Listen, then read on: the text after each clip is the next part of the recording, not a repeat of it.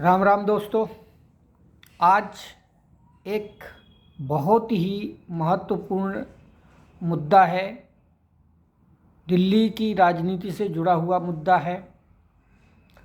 मैं उस मुद्दे पे बात करूं उससे पहले मैं आप सबके साथ एक खुशखबरी शेयर करूंगा।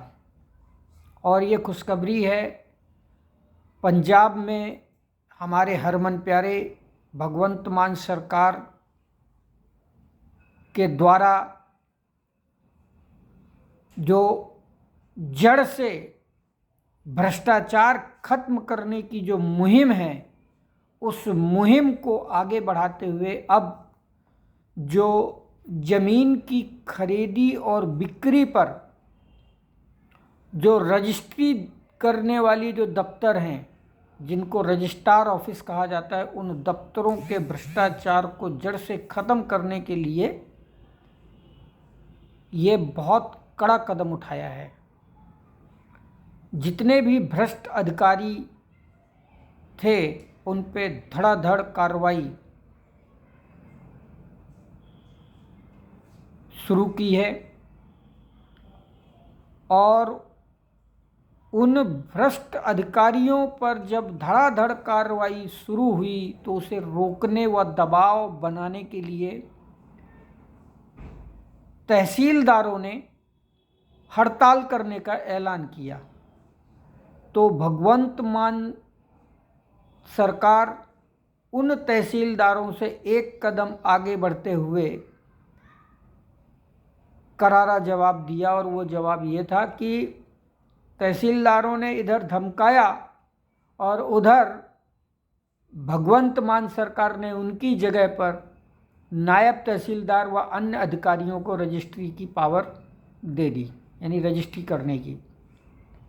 तो भ्रष्टाचार से सीधी टक्कर जो सिर्फ और सिर्फ अरविंद केजरीवाल की टीम ही ले सकती है।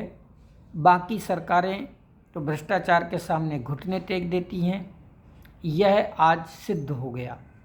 अब आते हैं मूल विषय पर, जिस विषय के लिए आज मैंने ये वीडियो बना रहा हूँ।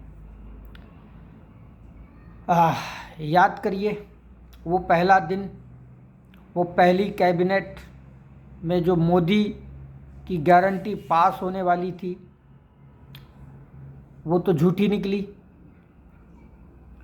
अब 8 मार्च यानी ठीक 4 दिन बाद अंतर्राष्ट्रीय महिला दिवस को भी दिल्ली की महिलाओं के खाते में 2,500 रुपया नहीं आने वाले हैं।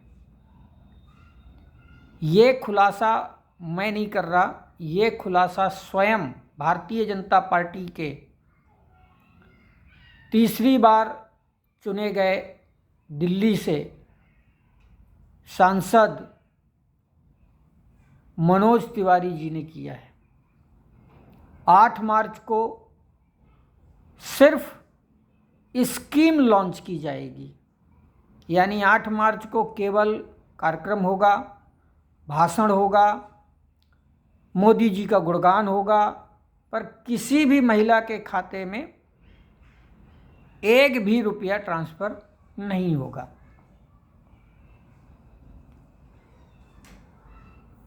सांसद महोदय के अनुसार 8 मार्च से रजिस्ट्रेशन शुरू हो जाएंगे और ये रजिस्ट्रेशन नेक्स्ट 1.5 महीने तक चलेंगे। उन एप्लीकेशन की जांच पड़ताल होगी, फिर आगे की कार्रवाई की जाएगी। तो मान के चलिए जो एलिजिबल गरीब महिलाओं को ढूंढने ढांढने वाला जो ये कार्यक्रम है, वो आराम से 3-4 साल तो गुजार ही लेगा। दरअसल बीजेपी के दावे और बीजेपी सरकार के काम, इन दोनों में कोई सामंजस्य नहीं है, ऐसा जो पॉलिटिकल एनालिस्ट लोग हैं वो कहते हैं। मोदी जी की ये कोई पहली गारंटी नहीं है जो फेल हुई है। दिल्ली के अतिरिक्त हरियाणा की बहनें भी पिछले 6 महीने से इंतज़ार कर रही हैं कि उनके खाते में कब आएंगे उनके हिस्से के 2100 रुपया जो हर महीने देने का वादा करके उन्होंने हरियाणा का मैंडेट छीना। और तो और उड़ीसा की बहनों को भी सुभद्रा योजना के तहत सालाना 10,000 रुपया उनके खाते में देने का वायदा मोदी जी ने किया था, जो कि अब तक पूरा नहीं हुआ है। साल 1.5 साल होने को आ रहा है वहाँ सरकार बने हुए। हद तो तब हो गई जब महाराष्ट्र में चुनाव का टाइम था, तो जब चुनाव की घोषणा होती है, चुनाव की घोषणा होने के ऐन पहले उन्होंने कुछ माताओं बहनों को खाते में उनके डाला पैसा, लेकिन जैसे ही वो चुनाव जीत कर आते हैं और चुनाव जीत कर आने के बाद भारतीय जनता पार्टी की वहाँ सरकार बनती है, अघाड़ी सरकार, तो फिर उन जिन माताओं बहनों के खाते में डाला गया था वो पैसा भी उनके खातों से वापस निकालने का कार्यक्रम शुरू कर दिया गया, ऐसा वहाँ के लोग बता रहे हैं। इसलिए बीजेपी की सबसे बड़ी जो टाइम बाउंड स्कीम के मापदंड हैं वो बीजेपी सरकार आज तक पिछले 10-11 सालों में निर्धारित नहीं कर पाई। 2014 में जब ये सरकार पहली बार सत्ता में आए थे, तब मोदी जी के नारों को याद करिए। उनके नारों में महंगाई,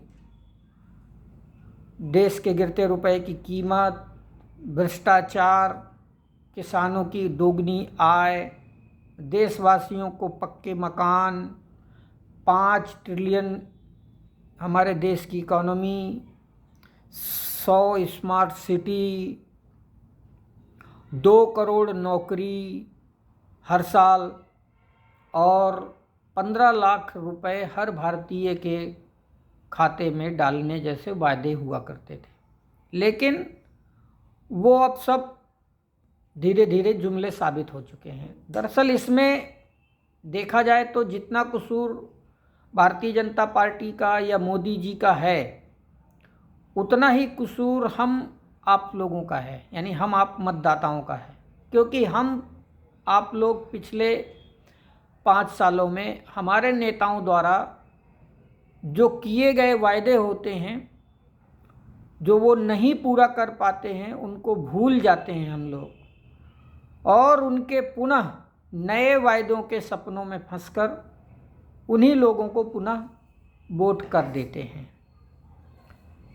मेरा दावा है, राजनीतिक पार्टियों के जो मैनिफेस्टो बनते हैं, गारंटी पत्र बनते हैं, आजकल मैनिफेस्टो को बहुत से पार्टी के लोग मैनिफेस्टो की जगह गारंटी पत्र बोलते हैं।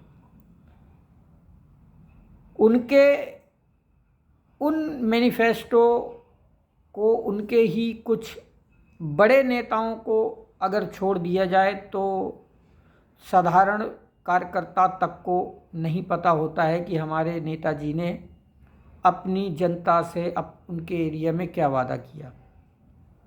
और मतदाता तो बहुत दूर की बात है, मतदाताओं तक तो कभी वो मैनिफेस्टो पहुंचता ही नहीं है। चुनाव भी हो जाते हैं, वोट भी कराते हैं, फिर भी हमें नहीं पता होता है कि हमने जिसे वोट डाला है उसने अगले 5 साल तक क्या काम करने का वादा हमसे किया।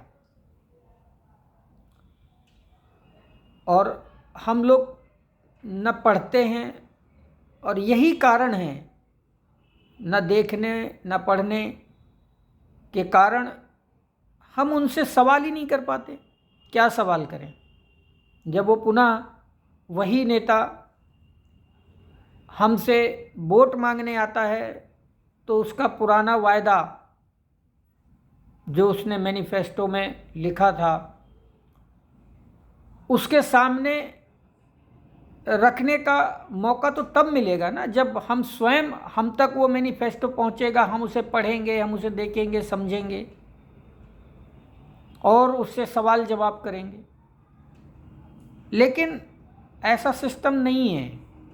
बस मोटा मोटा जो टीवी वाले दिखा देते हैं वही हम मान लेते कि मोदी जी ऐसा करेंगे, फलाने ऐसा करेगा, ढिकाने ऐसा करेगा, अमुक ऐसा होगा, वैसा होगा। तो ये चीज़ें हमें अगर अपनी सोच से थोड़ा सा निकाल कर और जागरूक मतदाता बन के किसी भी राजनीतिक पार्टी के नेताजी के द्वारा किया गया क्षेत्रीय वायदा हो या राष्ट्रीय वायदा हो, अगर उस वायदे को हम याद रखें या उनके पार्टी के जो मैनिफेस्टो बनाए जाते हैं उन मैनिफेस्टो को डिजिटली या हार्ड कॉपी में अपने पास सुरक्षित रख लें, तो ये नेक्स्ट 5 साल बाद जब वो हमारे सामने आएगा वोट मांगने, तो हम उसके सामने रख के उससे जो है क्रॉस क्वेश्चन कर सकते हैं। लेकिन ऐसा नहीं होता है और मुझे लगता है कि आप लोगों को मेरे इस वीडियो से कोई ज़्यादा फ़र्क पड़ने वाला भी नहीं है।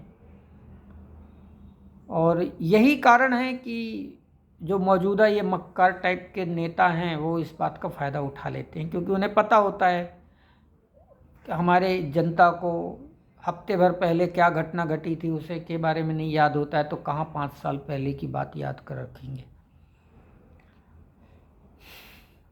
तो हकीकत ये है कि दिल्ली की जो माताएं बहनें हैं उन्हें 8 मार्च को निराशा हाथ लगेगी, क्योंकि उनके खाते में 2,500 रुपये की जो पहली किस्त दिए जाने का हमारे देश के प्रधानमंत्री नरेंद्र मोदी जी ने छाती ठोक कर वादा किया था। पहला वादा उन्होंने किया था कि पहला दिन पहली कैबिनेट में ये प्रस्ताव पास होगा, नहीं हुआ, वो झूठा निकला। और ये जो 8 मार्च को देने का वादा है ये भी झूठा निकलेगा, ऐसा संकेत दे रहे हैं आज मनोज तिवारी जी ने जो बयान दिया है।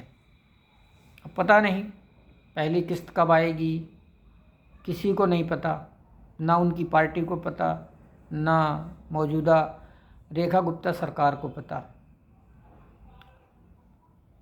तो ठीक है, मैं अपना वीडियो यहीं पर स्टॉप करता हूँ। इस वीडियो को ज़्यादा से ज़्यादा देशवासियों तक पहुँचाएं।